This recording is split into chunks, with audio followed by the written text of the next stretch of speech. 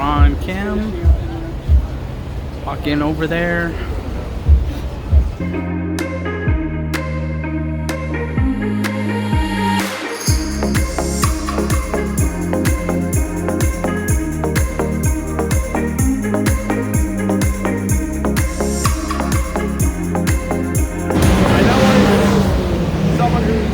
Edified me on this topic and many other things. My good friend, representative of Flushing in the state assembly, Ron Kim. Come on up, Ron.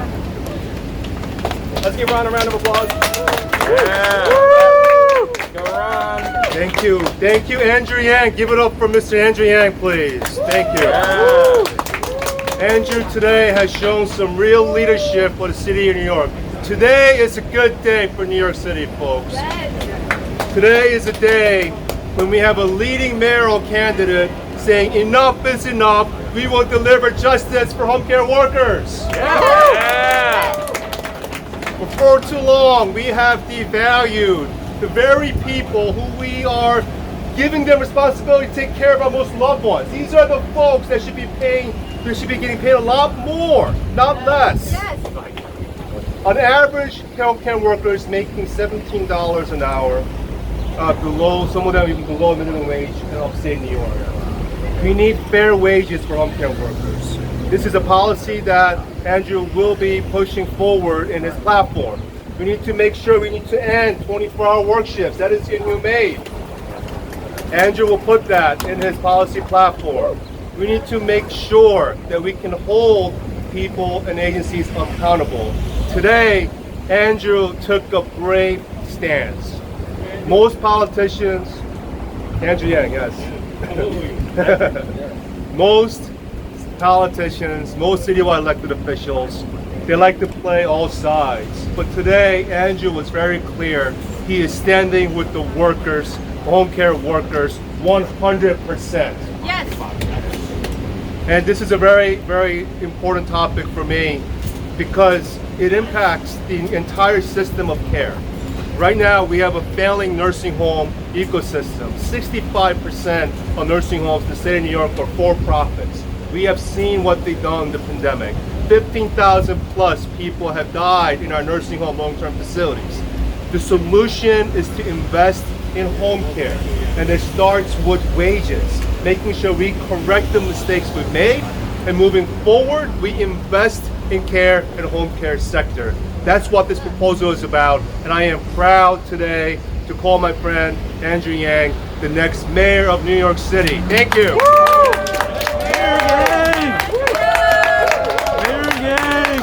In different neighborhoods, different communities. But I'll let Ron answer about what's happening at the state level. Yeah, I think there's a total of about $1 billion of back wages as an industry that's impacting the home care industry as a whole. And for CPC, I think it's roughly around $13–15 million of back wages.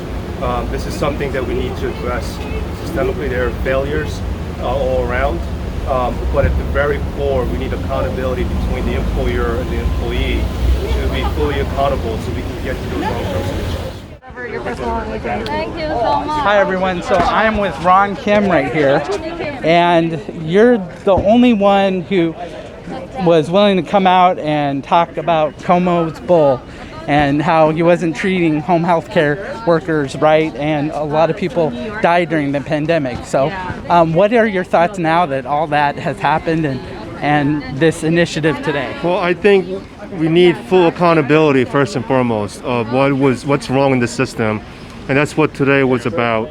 First and foremost, we need accountability so we can figure out how can we fix it. But with so many people in positions of power are unwilling to be honest about what's wrong with our system, and we need to fix that. And that's what we've done. That's what we're trying to do today, and offer long-term solutions to fix the ecosystem of care, from nursing homes to home care to the wages.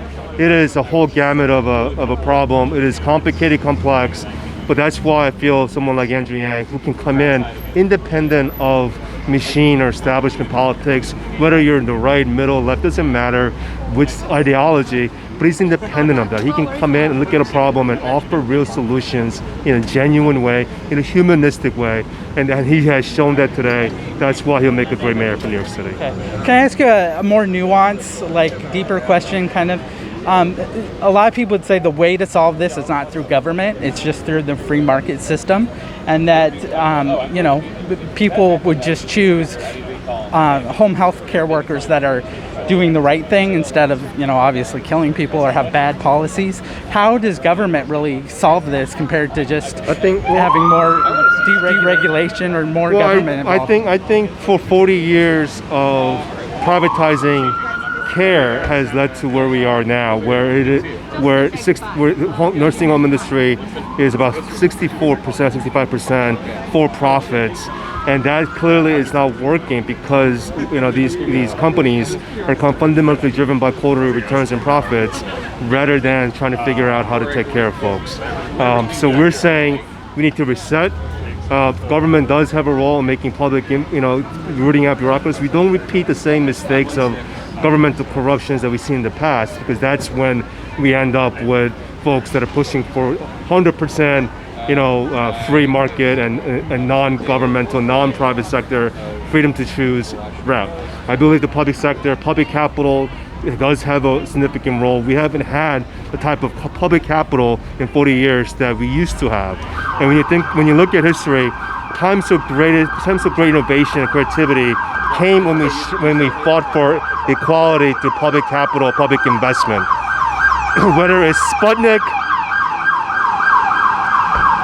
whether it's going to the moon, that required great public investment and accountability for the private sector to deliver. We need more of that, and that's why I believe the public sector does have a role. I gotta run.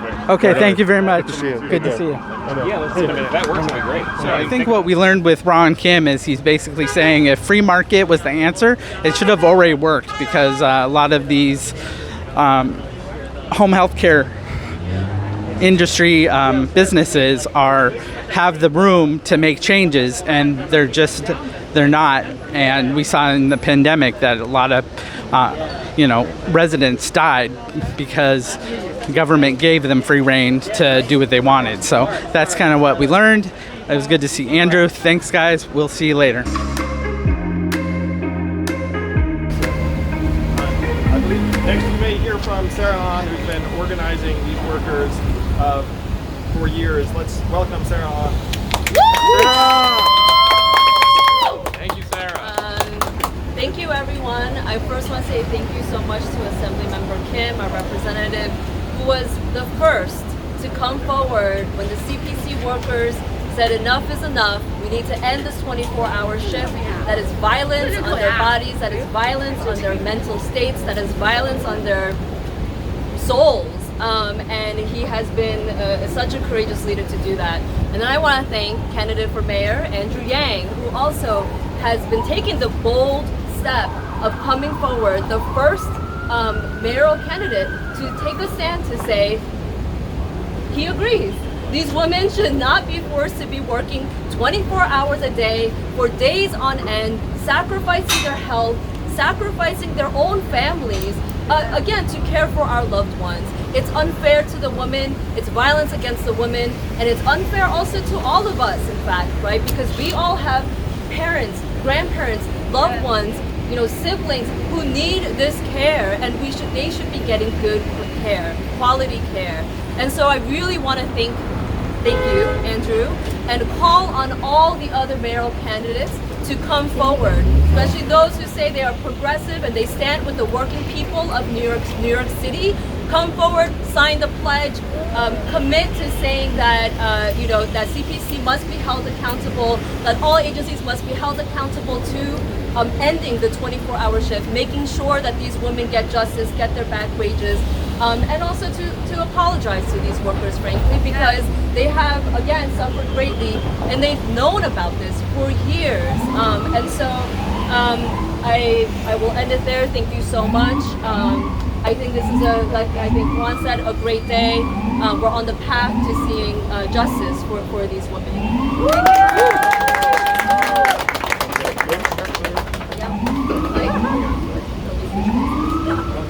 How are we want to hear from one of the workers herself in her own words. We'll translate the question. 我係 CPC 護理員。 My name is LiQWYD Chan. I'm a CPC home attendant. Today, me and my co-workers come to Flushing and meet with Mr. Yang, and we are very glad, very excited to have his support, to have him on our side to end the 24-hour shift, and he also signed a pledge to support us. So we are very happy, and we wish him success to be the next mayor.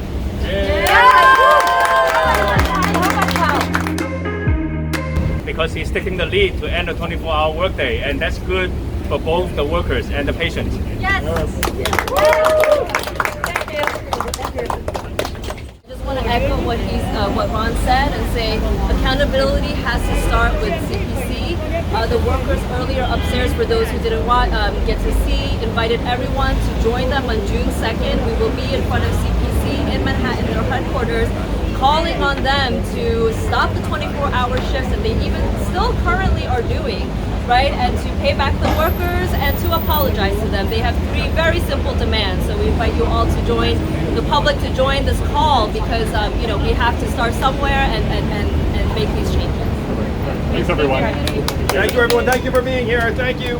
Thank you so much. Thank you.